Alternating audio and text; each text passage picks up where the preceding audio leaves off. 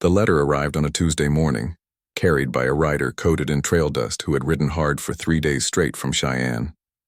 Silas Boone stood in the doorway of his weather-worn ranch house, narrowing his eyes against the harsh Wyoming sun as the stranger pressed an envelope into his hand. Before Silas could muster a word, the man was already gone, leaving only the fading rhythm of hooves echoing across the prairie. Turning the envelope over, Silas felt a pang tighten in his chest at the familiar handwriting. Jeremiah Wall, his oldest friend. With a furrow of unease, he broke the seal and began to read. Jeremiah's words were simple but carried weight. He wrote of Silas's loneliness, of the emptiness in the house since his mother's passing, and of how no man should endure such silence. Then came the part that made Silas pause. Jeremiah had arranged for a young woman to come west, a woman in need of refuge, as much as Silas needed help to keep the ranch alive. Her name was Evelyn Hart, 23, educated and capable of running a household. She was expected to arrive on the 15th if Silas agreed. He read the letter 3 times before folding it carefully away. A mail-order bride. The notion unsettled him. At 35, he was a man shaped by scars, both seen and unseen. The Comanche Wars had branded his body. Years as a bounty hunter had marked his hands with rope burns and gunpowder stains. His soul bore ghosts no woman could be asked to live with. What could he truly offer? Except a hard land, harder work, and a life alongside a man too familiar with bloodshed. Yet Jeremiah was right about one thing. The ranch was slipping. The garden was dying, the fences sagged, and meals had dwindled to little more than beans and black coffee. The 15th was only 5 days away. 5 days to prepare, or to send word that she must not come. Silas lingered on the porch far longer than he intended, watching the tall grasses bend and sway beneath the restless Wyoming wind. At last he turned back inside. Miles away, Evelyn Hart pressed her face to the window of the stagecoach as the orderly streets of Cheyenne faded behind her, giving way to a horizon of untamed wilderness.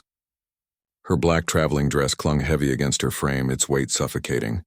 Her blonde hair was wound into a severe bun, making her pale features appear younger than her 23 years. Blue eyes stared back at her in the reflection, eyes shadowed by memories she worked hard to bury. The other passengers had long since given up on conversation. Evelyn had perfected silence, teaching herself to fold small and unseen. It was safer that way. The driver's call shattered her thoughts. Willow Creek Station. The stagecoach slowed, wheels grinding against gravel. Evelyn's stomach twisted. This was the end of her journey and the beginning of something unknown. Jeremiah Wall had promised that Silas Boone was a decent man. But promises meant little when once, trusting the wrong man had cost her everything. The coach drew up in front of a modest general store that also served as the post office. Evelyn gathered her carpetbag, everything she owned in this world, and stepped down on unsteady legs. You, Evelyn Hart? The voice was low, rough as gravel. She turned. Silas Boone stood before her, tall, lean, his strength born of labor, not ease. Dark hair curled at his collar, and storm-gray eyes regarded her with a wariness she recognized in herself. His face bore the etchings of long years under the sun, and too many nights carved with hardship. Yes, she whispered. He gave a single nod, took her bag with surprising gentleness and loaded it into the wagon. When he extended his hand to her, she hesitated for only a breath before placing her own in his. His palm was calloused, warm. The moment she was seated, he released her. The wagon rolled forward in silence, its wheels jolting over rutted ground. Evelyn kept her hands folded tight in her lap, while beside her Silas held the reins with calm precision. She stole a glance at him from beneath her lashes. He appeared steady, controlled, but she sensed the edge in him, the weight of a man who had seen too much, done too much, and bore it alone. Jeremiah didn't say much, Silas said finally, his voice cutting through the creak of the wagon. Only that you needed a new start. Yes, she replied too quickly, then softened her tone. That's right. He asked nothing more, and the silence that settled between them felt less heavy than before. The prairie stretched in endless waves of gold and brown. To Evelyn, the vast openness was both terrifying and liberating. No walls, no locked doors, no footsteps outside her chamber in the dead of night. That's the ranch, Silas said at last. She lifted her gaze. Ahead stood a log house with a stone chimney, a barn, a corral, and a garden half strangled by weeds. It wasn't grand, but it was solid. It might even be safe. Still, her eyes caught on the broken shutter, the laundry left forgotten on the line, the quiet signs of neglect. "My mother passed 2 months ago," Silas said, as if sensing her thoughts. "I've managed as best I could." "I'm sorry," Evelyn murmured, and she meant it. Evelyn knew too well what it meant to lose the only soul who cared whether you lived or not. Silas guided the wagon to a stop at the porch and stepped down, offering his hand to help her. "You'll take my mother's room," he said simply. "It's the largest. I'll move to the back." "That's not necessary." "It is." His voice carried no sharpness, but it left no room for debate. "You'll want privacy while you settle in." Inside, the house smelled faintly of dust and wood smoke. The main room served as both kitchen and sitting room, with a fireplace on one wall and a cook stove on the other. The furnishings were plain, sturdy but draped in the thin neglect of grief. "I can cook," Evelyn offered quickly, eager, desperate to prove her worth. "And mend. 10 gardens. I can—" "You don't need to list it all." Silas's calm tone stopped her rush of words. "I'm not looking for a servant. Just someone to share the load." The unexpected kindness nearly undid her. She had braced herself for demands, for claims on her body and her freedom. Instead, he offered space. "I'll be in the barn if you need anything," he said after setting her bag inside the room. "Supper's at sundown." When the door closed behind him, Evelyn stood in the silence, her heart hammering. She pressed her palm against the quilt on the bed, her throat tightening. For the first time in years, there was no lock on the door, and somehow, that absence made her feel freer than she had ever been. That night, after she cooked beans and cornbread, they ate together with few words. Silas thanked her for the meal, his voice awkward but sincere. Later, she watched him through the window as he sat on the porch with his tools, mending tack by the glow of a lantern. Alone in her room, Evelyn sat on the edge of the bed, trembling. Outside, a coyote's cry rose into the star-laced sky. She whispered into the dark, "Survive. Work hard. Give him no reason to regret his kindness." She pulled the quilt to her chin, but long after the house had gone still, her eyes remained open, waiting for dawn. The days that followed fell into a quiet rhythm. Evelyn rose before sunrise, lit the fire, and prepared breakfast. By then, Silas was already gone, tending cattle or riding the fences, his presence more shadow than constant companion. They ate together in silence before parting to their separate work. She scrubbed floors, mended clothes, coaxed life back into the struggling garden. He spent his hours with the herd on the barn roof, or repairing what had been left too long undone. By supper, they returned worn and weary, their words few but courteous. It was a delicate dance of distance, neither of them asking or offering more than the other was ready to give. 2 weeks passed before Silas finally suggested they ride into Willow Creek together. That morning, instead of hurrying out the door with his coffee, he lingered at the table. "You've been cooped up here too long," he said quietly. "It'll do you good to meet folks." The thought made Evelyn's stomach knot. Faces, questions, whispers. She knew all too well how quickly curiosity could sour into judgment. But when she lifted her gaze, she caught something almost fragile in Silas's eyes. Hope. Against her instinct to refuse, she nodded. The wagon rolled slow toward town. Along the way, Silas pointed out the neighboring ranches, the Garretts, the Ricks family, the widow Morrison's small farm. His voice was calm, almost casual, but Evelyn sensed the weight beneath his words. These people mattered here. In a place like Wyoming, allies and enemies could be made with a single glance. Willow Creek revealed itself as a rough strip of wooden buildings braced against the wind, lining a narrow dirt street. Yet to Evelyn it seemed alive. Wagons rattling by, children darting between storefronts, women in calico skirts carrying baskets of goods.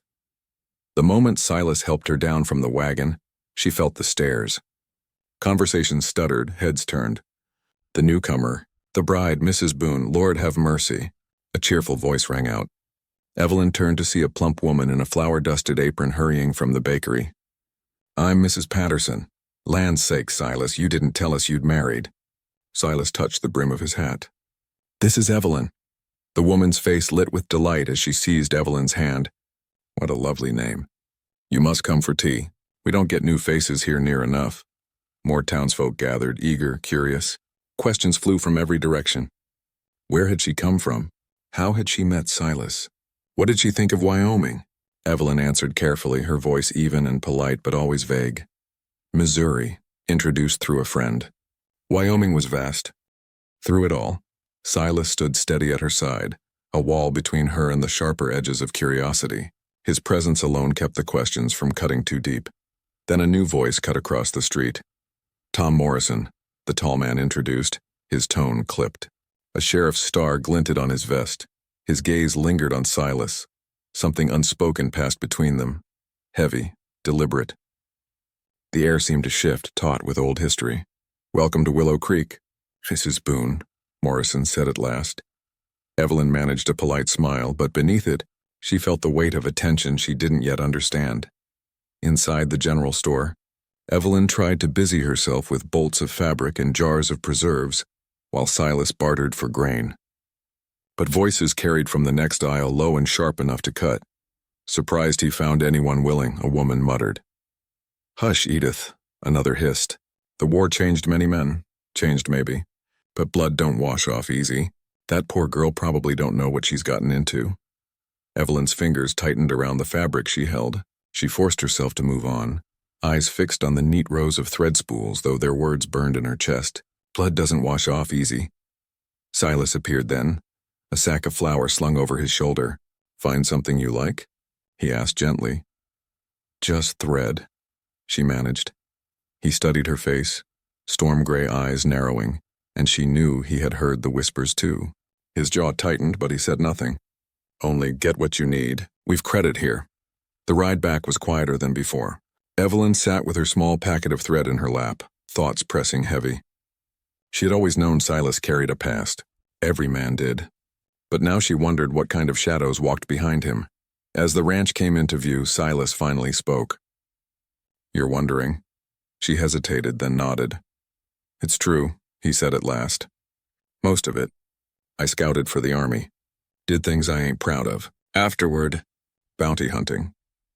Killing came too easy. Why did you stop? Her voice was barely above a whisper. Silas was silent for a long moment. Then, one day I woke and couldn't remember the face of the last man I'd brought in. Dead or alive, it didn't matter anymore. That's when I came home. Evelyn let the words sink in. Their weight heavy, but curiously she felt no fear. Instead, she felt something like recognition, a dangerous kinship. She too carried ghosts she rarely dared name. That evening after supper, Silas lingered instead of retreating to the porch. He sat at the table, hands restless against the wood grain, eyes fixed on the fire. My mother used to say a house needs laughter to make it a home, he murmured. Been a long time since there was laughter here. Evelyn set aside her mending, unsure how to answer. They had lived beneath the same roof for weeks, strangers still, yet something between them was beginning to shift. A crack in the silence, the faintest opening. By morning, storm clouds gathered heavy and gray. Silas pulled on his coat and checked his rifle. Need to move the cattle to higher ground, he said. Might take most of the day. Evelyn nodded, relief and worry twisting together in her chest. She welcomed the solitude, but the thought of him out in the storm left her unsettled. The thought of him out in the storm unsettled her more than she cared to admit. Be careful, she said before she could stop herself. Silas paused in the doorway, surprise flickering in his eyes. Always am, he answered, and was gone. By noon, the sky had bruised purple-black, the wind tearing across the grass in wild gusts. Evelyn rushed into the garden to save what she could, but as she bent, a wave of dizziness struck. The world tilted, her knees gave way, and darkness swallowed her. When she woke, rain poured cold across her face. Strong arms held her. Panic shot through her, dragging her into old terrors. She twisted, gasping, No! Please, no, easy! Silas's voice cut through, rough but steady. It's me. You're safe. He set her down at once, stepping back with his hands raised. You fainted, he explained. I was only trying to bring you inside. Her breath came in jagged sobs as the storm drenched them both. Slowly she forced herself back to the present. Wyoming. Silas. The man who had stepped away the moment she resisted. I'm sorry, she whispered. Nothing to be sorry for. His voice was quiet, controlled. Can you walk? She tried, but her legs gave way. Without hesitation, Silas scooped her up again. This time his touch was careful, his arms steady but light, as though afraid she might break. He carried her into the house, set her in a chair by the fire, and fetched water. When he pressed the cup into her hands, she noticed his fingers were trembling. The sight cracked something inside her. This scarred, iron-strong man, his hands shaking because of her. The secret she had buried for years pressed against her lips until it spilled. "I'm sick," she confessed. "Have been for years. The fainting spells come and go, sometimes without warning." Silas knelt beside her, steadying her gaze. "What did the doctor say?" Her laugh was bitter. "Doctors cost money. And the man I was married to before, he didn't believe in spending coin on female troubles." Silas's face darkened. "You were married before?" She nodded, voice no more than a whisper. "He's dead now. 8 months gone. But I carry the damage still." Silence pressed between them, broken only by the storm raging against the walls. Finally, Silas rose. "You should rest. I'll see to the animals," but Evelyn could not rest. She had revealed only part of her truth. The darker wound still clawed inside, waiting. The blizzard came down from the mountains 3 days before Christmas, a white fury that smothered the prairie. Wind screamed around the little house, rattling windows and piling snow high against the doors. For days they were trapped together, the world beyond erased. At first they filled the hours with work. Silas mended tack. Evelyn cooked from their dwindling stores and stitched worn garments. But by the third night, silence pressed heavy. They sat by the fire, the storm's howl filling the spaces their words did not. Silas pulled a small silver flask from his coat and offered it with a crooked smile. "Medicinal." He took a sip, then handed it to her. Evelyn hesitated, then drank. The burn spread warmth through her chest, loosening something inside her. "My husband," she said softly. "My first husband. He drank too, but never gentle, never kind." Silas set the flask aside, his eyes fixed on her. "How old were you?" 16, she whispered. "My father owed him money. I was the payment." The fire popped, sparks leaping. Evelyn's hands twisted in her lap. He was twice my age, a man who liked possessions, fine china, crystal birds, and me. When I displeased him, he didn't raise a fist. He preferred quieter ways, ways that left no marks anyone else could see. For 7 years I was perfect. Smiled when I was told, stayed silent when I was told, and when he died I fled. But his shadow? Her voice broke, trembling. Silas's jaw tightened. "Don't apologize for surviving." Her eyes filled. "The night you carried me from the storm, I thought I was back there, that he'd come for me again. My body remembered even when my mind knew better." Silas surged to his feet, pacing before the fire like a caged wolf. His voice came rough, ragged. "I've killed men, dozens. First in the war, then for bounty. Some deserved it. Some didn't." "Some deserved it," Silas admitted, pacing before the fire. "Or at least I told myself they did. But the truth is, it got too easy. Until one day I saw a woman, a young wife, begging me not to take her husband. And I realized the blood on my hands wasn't justice anymore. It was hunger." For a long moment only the storm answered, rattling the windows with its fury. Then Evelyn reached across the table, her hand trembling as she laid it over his. "We're the same," she whispered. "Both broken, both haunted." His hand tightened around hers. "Then maybe, together we can be whole." That night she asked him to stay. Not with passion, not yet, but with quiet honesty. "I get cold," she admitted softly. "I don't want to be alone." He lay beside her, fully clothed, their bodies separated by inches but bound by the weight of what they had confessed. When his rough hand found hers in the dark, Evelyn felt the tremor in his fingers, and for the first time in years, she did not feel fear. She felt safe. They spoke until dawn, trading fragments of memory like lanterns against the dark, his boyhood dog, her mother secretly teaching her to read. Small, precious things preserved against a world that had tried to strip them away. By morning, something had shifted between them. Not yet love, but the fragile beginning of it. Spring came, thawing the earth and coaxing new life. Evelyn's belly began to swell, and with it bloomed a joy she had never dared hope for. The child was Silas's, conceived in tenderness, not violence. Yet joy brought danger.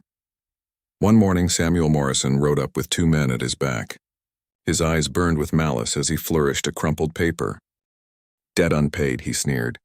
"Eder promised me you, Evelyn." Signed contract in his own hand. Silas already had his rifle in his grip before Samuel finished. "That paper's worth less than the dirt under your boots." She's my wife. You'll ride on. Samuel's laugh was sharp, brittle. She was bought once. She can be bought again. You think the law won't listen to me? Silas's rifle cracked. The bullet tore Samuel's pistol from his hand, splintering the post beside him. Calm as stone, Silas said. Next shot won't miss. The riders spurred their horses, dragging Samuel back, his curses fading into the wind. Evelyn's knees buckled once they were gone, and Silas caught her, his hands trembling violently. I almost killed him, he muttered. Wanted to? You didn't, she whispered back. You're not the man you once were. You're the man I trust with my life. But Samuel wasn't finished. Weeks later, under the cover of night, he returned, this time with more men. The dog's frantic barking and the thunder of hooves woke Evelyn first. Silas was already reaching for his rifle. Evelyn seized the shotgun from behind the door. Stay inside, he ordered. Not without you, she answered, her voice steady despite the swell of her belly. The attack came swift and brutal. Gunfire shattered the windows. Shadows shouted from the dark. Silas fired back with ruthless precision. Jack Henley, the ranch hand who had once ridden with Samuel but had since sworn loyalty to Silas, fought from the barn, his shots ringing true. Evelyn took her place at the kitchen window, the shotgun braced against her shoulder. Her hands were steady. Then Samuel stepped from the shadows, his pistol raised at Silas's back. Evelyn didn't think. She acted. The shotgun roared, the blast throwing him to the ground. His scream was carried away on the wind, lost to the storm of battle. By dawn it was over. Samuel's men lay scattered, some dead, others vanished into the hills. Samuel himself bled into the dirt, his curses silenced beneath the vast, unfeeling Wyoming sky. Evelyn stood trembling, the shotgun still warm in her hands. Silas crossed the yard to her, his rough fingers trembling as they closed gently over hers. You saved me, he whispered, voice raw. No, she answered softly, meeting his storm-gray eyes. We saved each other. Months later, on a golden September evening, Evelyn gave birth to their son. Silas wept openly as he held the tiny boy, his scarred hands trembling. Not with fear, but with awe. You've given me a reason to believe again, he said, his voice breaking. And you've given me freedom, she whispered back. They named him James Thomas Boone. Evelyn lay back, exhausted yet smiling, and in that moment she understood. She was no longer merely surviving. She was living. Silas kissed her hand, tears shining in his eyes. The blood is washing off, Evelyn. One day at a time. And the fear is fading too, she replied, her smile trembling through her tears. Outside, the prairie stretched endless and wild. But within that small house, a broken cowboy and a once shy bride had built something fierce and unshakable. Love born not of chance, but of choice. As the night closed in, Silas's rough hands trembled once more. Not from ghosts, not from violence, but from the miracle of holding everything he had never believed he deserved.